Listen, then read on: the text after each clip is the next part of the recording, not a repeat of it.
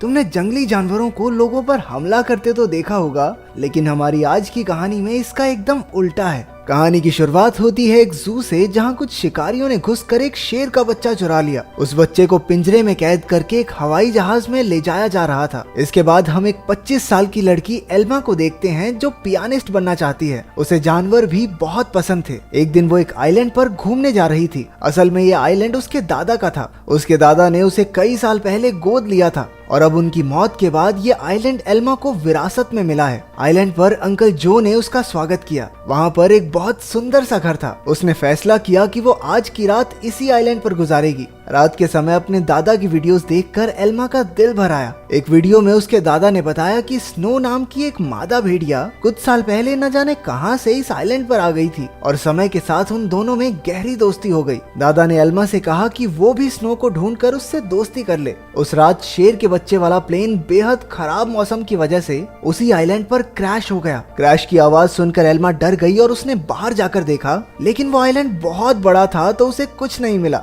अगली सुबह चार्ल्स और एली नाम के दो नौजवान वहां आए। उन्होंने स्नो को कैद करने के लिए जाल बिछा दिया। असल में वो भेड़ियों के पार्क के मालिक थे और उसके लिए स्नो को पकड़कर ले जाना चाहते थे। कुछ देर बाद स्नो जाल में फंस गई, लेकिन अपनी सूझबूझ से चार्ल्स और एली के आने से पहले ही वो जाल काटकर भाग निकली। फिर वो तैरकर आइलैंड की दूसरी ओर जा पहुंची, जहां उसकी मुलाकात एल्मा से हुई। पहले तो एल्मा घबरा रही थी, लेकिन फिर उसने अपने दादा की बात याद की और स्नो को पुचकारने लगी। कुछ देर बाद एल्मा प्लेन क्रैश की जगह पर पहुंची। खुशकिस्मती से शेर के बच्चे को कोई चोट नहीं पहुंची थी। वो एक पक्षी के घोंसले में गिर गया था, लेकिन पक्षी ने उसे नीचे धक्का दे दिया और इसके बाद वो सीधा जाकर एल्मा की गोद में गिरा। एल्मा भी उसे अपने साथ घर ले आई। उसी वक्त स्नो भी अपने छोटे बच्चे के साथ घर में आ गई। घर में 3 प्यारे जानवर देखकर एल्मा बहुत खुश थी। उसने तुरंत अंकल जो को बुलाया, लेकिन उन्होंने एल्मा से कहा कि इन खतरनाक जानवरों को घर में रखना ठीक नहीं है, तुम्हें इन्हें जू वालों को दे देना चाहिए।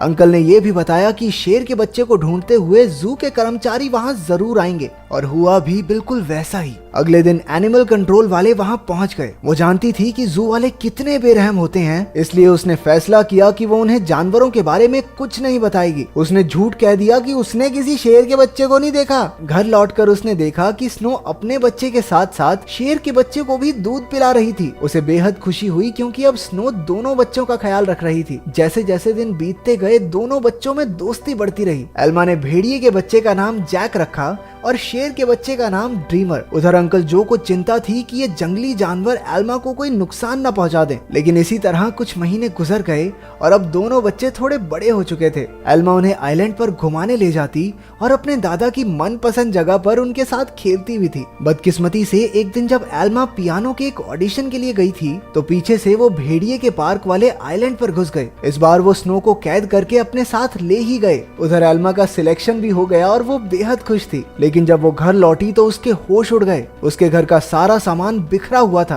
क्योंकि दोनों बच्चे भूख की वजह से परेशान हो गए थे। एल्मा ने स्नो को ढूंढने के लिए पूरा आइलैंड छान मारा, लेकिन स्नो तो वहाँ थी ही नहीं। अब उसे ही बच्चों का पेट भरना था, इसलिए उसे ना चाहते हुए भी अपनी पियानिस्ट की नौकरी छोड़नी पड़ी। एक दिन अंकल जो फिर से वहाँ आए और खूंखार जानवरों को अब तक वहाँ देखकर गुस्से से भर गए। उसने एल्मा से उसी वक्त जानवरों को जू में भेजने को कहा, लेकिन एल्मा ने उन्हें समझाया कि उसके दादा की यही इच्छा थी कि वो जानवरों के साथ रहे, और फिर जू में न जाने इन मासूमों पर कितने अत्याचार होंगे। आखिरकार अंकल जो भी मान गए और एल्मा को गले से लगा लिया। अब उनका सारा समय जानवरों को खाना खिलाने और उनका पूरा ध्यान रखने में जाता था। एल्मा को जैक और ड्रीमर से बहुत प्यार था और बदले में जानवर भी उस पर जान छिड़कते थे। देखते ही देखते 1 साल गुजर गया और अब दोनों जानवर बड़े हो गए थे। अंकल जो शहर से उनके लिए मांस लाया करते थे, लेकिन उनके पास जाने में उन्हें डर लगता था। उन्होंने फिर से एल्मा को समझाया कि इनके साथ रहना खतरे से खाली नहीं है, लेकिन एल्मा किसी कीमत पर उन्हें छोड़ने को तैयार ही नहीं थी। एक दिन एक माँ बेटी कश्ती में आइलैंड के नजदीक आए। उन्हें देखकर जैक उनके पास जाने लगा। जैसे ही एल्मा ने ये सब देखा, वो जैक को रोकने के लिए भागी, लेकिन वो एक पत्थर से टकराकर नीचे गिर गई और उसके सर में चोट लगने की वजह से वो उसी वक्त बेहोश भी हो गई। वो माँ बेटी ये सब नहीं देख पाई और वापस कश्ती में चली गई। कुछ ही देर में जैक और ड्रीमर एल्मा के पास आए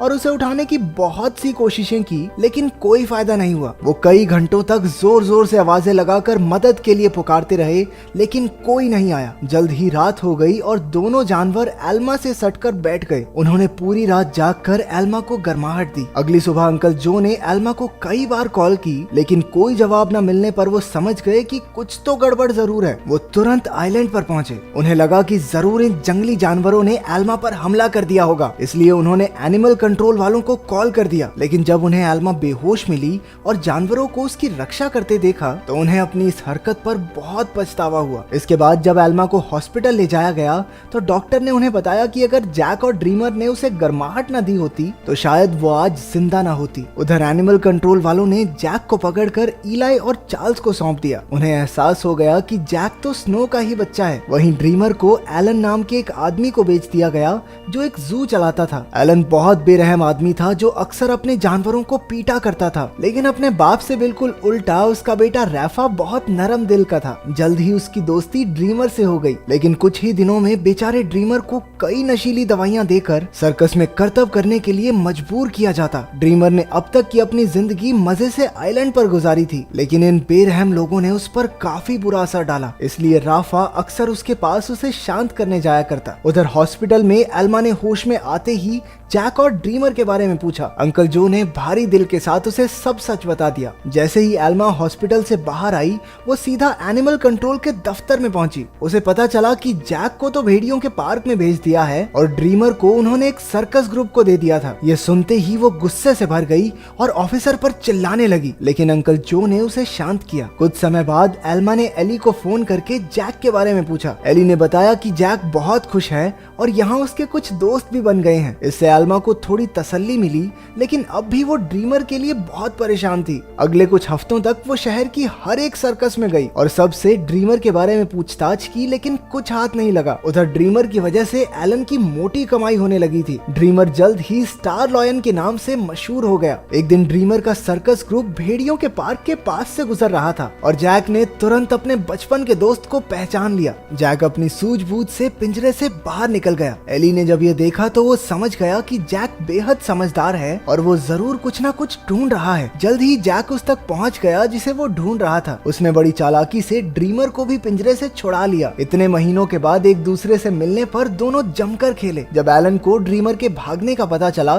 तो उसने गुस्से में बेहोश करने वाली बंदूक निकाल ली। उसके बेटे रैफा ने उसे रोकने की बहुत कोशिश की, लेकिन लालची एलन ने उसकी एक ना सुनी। हार कर रैफा भी ड्रीमर को ढूंढने एलन के साथ चल पड़ा। एलन ने एली को भी ड्रीमर के बारे में बताया। अब वो समझ गए थे कि जैक और ड्रीमर दोनों साथ ही हैं। इसी वजह से पूरे शहर में हाई अलर्ट जारी कर दिया गया। उस शाम एली ने एल्मा को सब कुछ बताया और कहा कि एनिमल कंट्रोल वाले दोनों जानवरों के पीछे पड़े हैं। ये सुनकर एल्मा घबरा गई, लेकिन एली ने बताया कि उन्होंने जैक के शरीर में एक ट्रैकर फिट किया था। जैक और ड्रीमर की आखिरी लोकेशन एक जंगल के आसपास थी। अब एल्मा और एली ने मिलकर जानवरों को ढूंढने का फैसला किया। उधर दोनों जानवर शहर में खुलेआम घूम रहे थे, इसलिए पुलिस ने शूट एट साइट के ऑर्डर्स दे दिए। बाद में दोनों जानवर फिर से जंगल में पहुंच गए, जहां एलन और रफा ने उन्हें देख लिया। लालची एलन ने ड्रीमर पर अपनी ट्रैंकुलाइजर गन से हमला कर दिया, लेकिन उसी वक्त जैक बीच में आ गया और अपने दोस्त के बदले खुद गोली का शिकार हो गया। बेचारा जैक तो उसी वक्त बेहोश हो गया, जबकि ड्रीमर को वहां से भागने का मौका मिल गया। उसके भाग जाने के बाद रफा ने तुरंत जैक का ट्रैकर हटाकर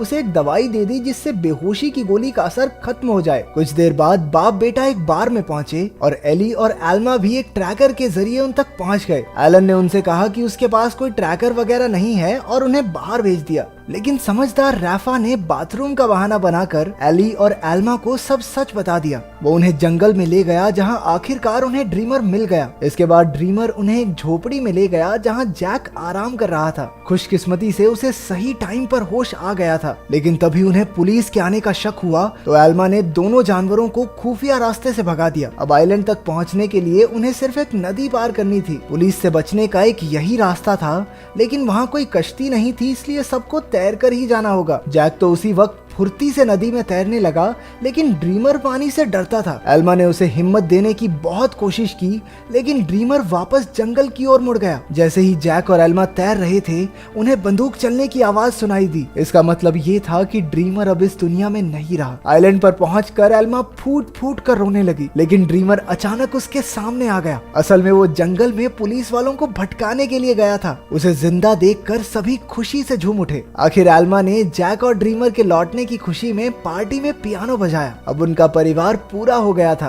अंत में एल्मा ने सबको अपने प्यारे जानवरों की कहानी बताई, जिससे सभी लोगों के दिल भर आए और वो तीनों खुशी खुशी फिर से एक साथ रहने लगे। तो तुम्हारा फेवरेट जंगली जानवर कौन सा है और क्या तुम उसे पालना चाहते हो? कमेंट्स में जरूर बताना। मिलते हैं अगली वीडियो में।